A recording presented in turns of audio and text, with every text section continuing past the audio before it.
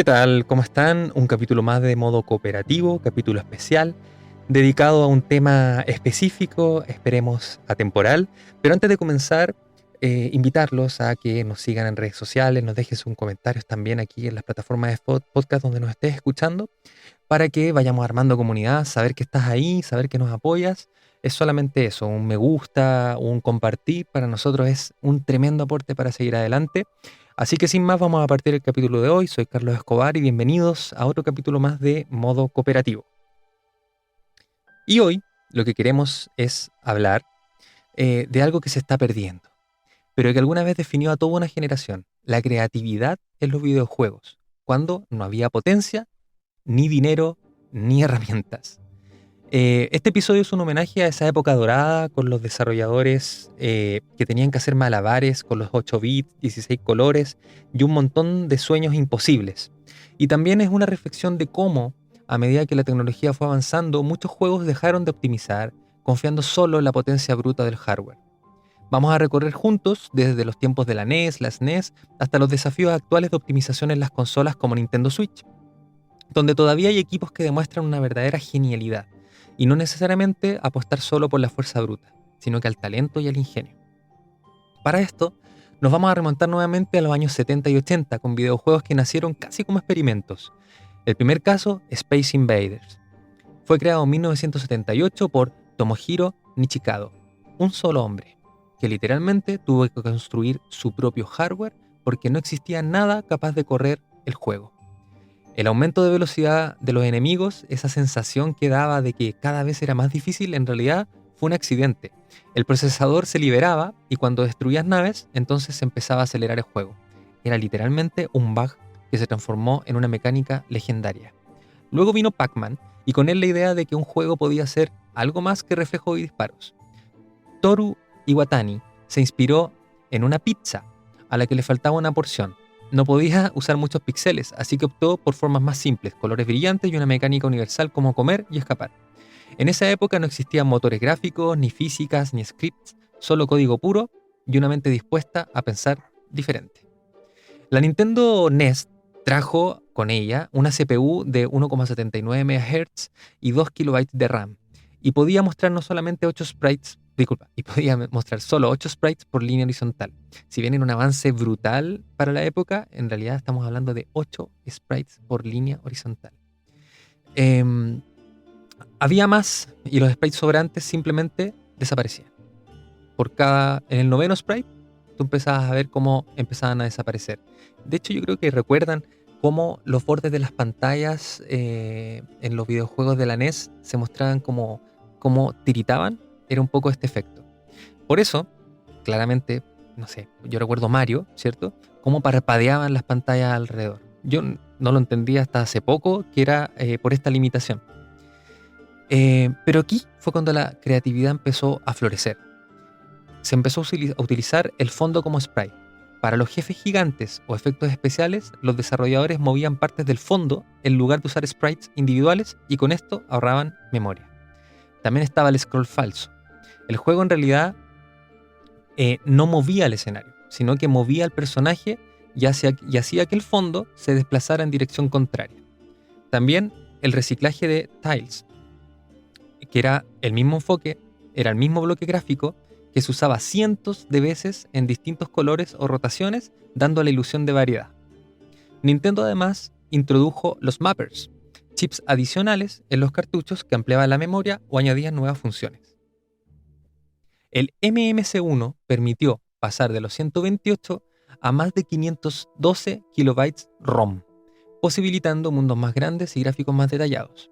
Uno de los mejores ejemplos fue Kirby Adventures, un juego que exprimió la NES al máximo. Mostraba desplazamiento parallax, animaciones fluidas y un nivel de color que parecía imposible para los 8 bits. De hecho, en lo personal, cuando yo lo vi por primera vez pensé que era un juego de SNES, de 16 bits. Era una programación, si bien artesanal, los desarrolladores sabían que esto tardaba también en poder ejecutar cada instrucción y iban midiendo poco a poco los cuadros y los milisegundos para que nada se llegara a romper, porque era una actividad muy, pero muy delicada. Luego llegó el Super Nintendo, lo cual trajo más potencia, pero también nuevos desafíos para poder utilizarla sin desperdiciar nada, porque tampoco iba sobrada. El famoso modo 7 fue una revolución técnica, permitía rotar y escalar el fondo simulando una perspectiva tridimensional. Gracias a este modo pudimos ver volar sobre mapas en Pilot Wings, recorrer pistas en Super Mario Kart o pelear en entornos que parecían 3D como en el F0. Pero más allá del modo 7, la SNES brilló por cómo sus equipos usaban capas y transparencias para dar profundidad.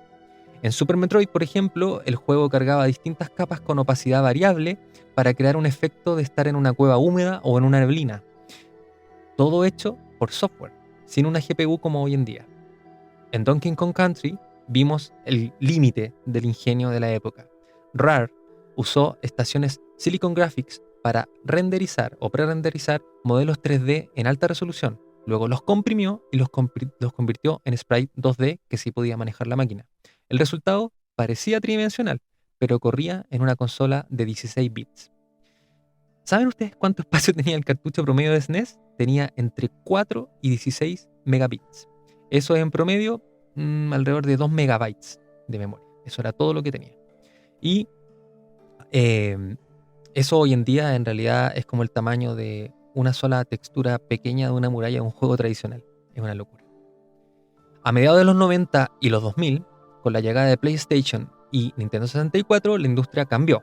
Ya no se trataba de cómo hacer magia con poco, sino de mostrar un poder gráfico y realismo nunca antes visto. Se ganaron mundos abiertos, iluminación, audio 3D, escenas cinemáticas, pero en lo personal creo que se perdió algo. Esta obsesión que teníamos hasta los 16 bits de optimizar hasta el último recurso. Los juegos hoy en día pesan de 100, 200 o 300 gigabytes incluso. Y sin embargo, muchos llegan con caídas de rendimiento, tiempos de carga eternos y bugs. Antes parecía impensable, ¿cierto? Tener todo ese hardware disponible y además dejar packs, aunque lo habían, ¿eh?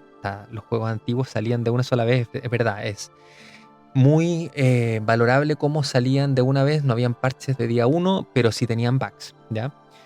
Y bueno, aquí empezamos a llegar a esta idea de que la potencia bruta no garantiza de ninguna manera la calidad y que hay veces que la comodidad técnica que tenemos, ¿cierto?, mata esta creatividad. Porque cuando ya no tenemos límites reales, tampoco hay necesidad de inventar soluciones nuevas especiales para poder sacarle el jugo al hardware. Afortunadamente, esa chispa nunca desapareció, solo cambió de lugar. ¿Por qué? Porque teníamos los juegos indies, que vinieron a rescatar esa filosofía y hacer mucho con poco. Undertale de 2015 fue creado casi íntegramente por Toby Fox. Logró emocionar con gráficos simples y decisiones morales complejas. Celeste, en 2018, nos hizo sudar y reflexionar sobre la ansiedad, mientras dominábamos un plataformero que parece salido de la SNES. Hollow Knight, de 2017, demostró que dos personas pueden crear un Metroidvania tan bello y profundo como cualquier AAA. Aquí hablamos de optimización de recursos quizá más económicos y por supuesto también de personas, ¿cierto?, de recursos humanos. Pero también nos pusieron a prueba y demostraron que la creatividad no dependía del presupuesto, sino que del propósito y las ganas y el amor a lo que estás haciendo. Algunas soluciones de las más icónicas que nacieron de limitaciones o errores fueron la niebla de Silent Hill. Ocultaba en realidad la escasa distancia de renderizado que teníamos en la época y terminó siendo un elemento atmosférico clave que sigue hasta hoy, cuando ya no existe esa limitante. En Resident Evil, los pasos de reverberación artificial creaban una tensión sin necesidad de efectos 3D. En Super Mario Bros., la música, que se acelera cuando queda poco tiempo, genera la ansiedad y urgencia sin emitir palabras. Y en realidad el juego no se está acelerando, es solo la música. Tekken 3 te dejaba mover al personaje en la pantalla de carga. Un error de desarrollo que en realidad se devolvió finalmente en parte de la experiencia. Los límites forzaban a la invención. Y esa inventiva era lo que definía lo que iba a ser la industria. Hoy en 2025 tenemos motores gráficos como el Unreal Engine 5, el Unity 6, que permiten crear mundos fotorrealistas en cuestión de semanas. Pero muchos estudios han caído en esta trampa de la potencia sin propósito. Juegos con presupuestos de 300 millones de dólares, texturas 4K, iluminación por ray tracing, y aún así, con problemas de rendimiento en hardware de última generación. El CEO de Epic Games, Tim Sweeney, explicó recientemente que varios ports de Unreal Engine 5 a Nintendo Switch 2 tienen dificultades por la falta de optimización para la consola. Los juegos se desarrollan para PC o PS5 y luego se ajustan rápidamente a la Nintendo Switch. Eso es lo contrario de lo que se hacía en la SNES, o en la NES. Antes se diseñaba para los límites. Hoy reaccionan a ellos. Y aquí viene uno de los mejores ejemplos modernos de ingeniería creativa, la Nintendo Switch. Su hardware en comparación con la PS5 o la Xbox Series X es modesto. Una CPU ARM de 4 núcleos, GPU de 1 teraflop, basada en una Tegra X1 y 4 GB en RAM. De verdad, menos que el celular que estás usando para escuchar este podcast. Pero aún así, cuando se optimiza correctamente puede mover juegos a un alto nivel. Vamos a citar algunos casos concretos. The Witcher 3 Wild Hunt fue porteado por Saber Interactive y ajustado con una reducción dinámica de resolución, texturas rediseñadas, realmente rediseñadas y carga inteligente de sombras. ¿El resultado? 30 FPS estables y un juego completamente disfrutable. Doom de 2016 y Doom Eternal demostraron que con una buena optimización de shaders y un motor como el ID Tech 6 se puede mantener acción fluida en un chip portátil como el de la Nintendo Switch 1. Incluso No Man's Sky y The Outer Worlds lograron versiones funcionales tras reprogramar la gestión de memoria y reducir el dibujado a distancia. El punto aquí es que la Switch es o no es poderosa, no importa, sino que cuando el código se escribe con conciencia de recursos, la experiencia sigue siendo fantástica, como en antaño. Y aquí una frase que saqué, no sé quién la dijo, quién la acuñó, no es mía. Que no importa cuánta potencia tengas, sino que importa qué tan bien la uses. Eh, y antes de llegar a las reflexiones finales, después de algunos datos históricos, el por qué hacemos este capítulo tiene que ver mucho con que estamos viendo títulos que corren en una consola potentísima como una PS5 y aún así puedan estar cargados de bugs, con problemas de caídas de frame, con una jugabilidad a veces mediocre, eh, y que no te llegan a sorprender. Me recuerda un poco también a nivel de desarrollo a lo que está pasando con algunas películas. Se ven todas iguales, la misma gama de color, imágenes perfectas, sí, se ve, pero hasta el infinito sin ninguna sombra. Pero incluso títulos como Breath of the Wild o Tears of the Kingdom nos demuestran que no era necesario una máxima calidad de resolución en las texturas, ni ver hasta el infinito como ya mencioné, sino que puede ser un cargado quizá no tan a lo lejos, un mundo súper abierto, pero quizá con lo justo para que no se sienta vacío y vivir una experiencia inolvidable, versus otros títulos que teniendo toda la potencia disponible de una PS5 o una Xbox Series X, en realidad rinden peor que juegos que teníamos en la PS3 o PS4. Y esto es por lo que les menciono. La falta de optimización, la falta de detalle, creatividad, aprovechar al máximo los recursos, recargar y sobrecargar a un videojuego de texturas innecesarias, detalles hasta en los dientes que traen en la boca los personajes, el pelo, cuando son personajes que se ven a lo lejos, esa falta de optimización y tirar todo en la pantalla como si fuera una potencia infinita, aunque a veces pareciera que es así, generan que hoy en día la performance de ciertos títulos termine estropeando la experiencia de jugarlo y vivirlo. Y no vemos títulos que nos sorprendan necesariamente, y diría que los títulos que más nos han sorprendido últimamente han sido títulos más artísticos.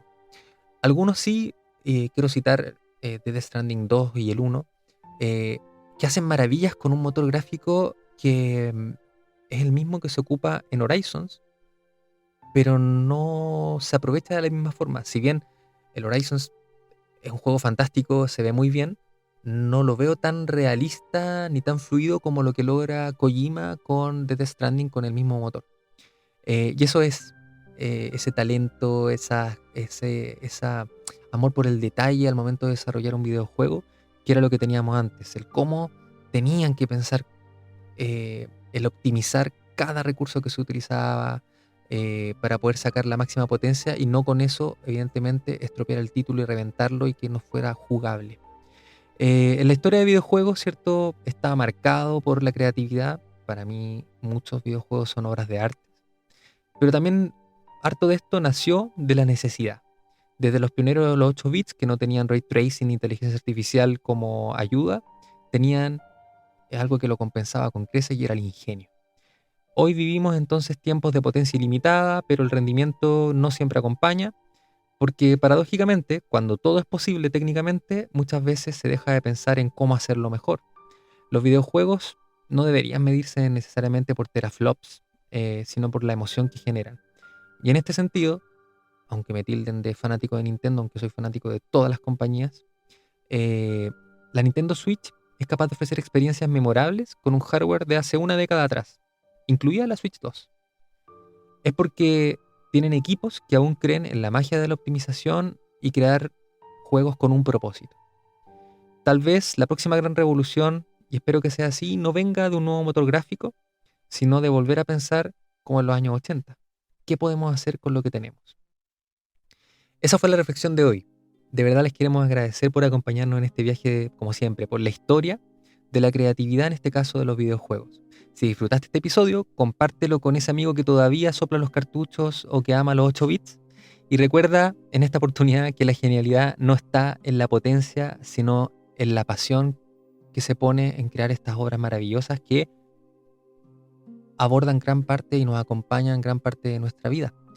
Así que, sin más, dejamos el capítulo hasta acá y los invitamos a estar atentos a las redes sociales, atentos a la campanita donde sea que nos estés escuchando, para que puedas compartir con nosotros un próximo capítulo, un próximo recuerdo, y déjanos tus comentarios, tu opinión al respecto.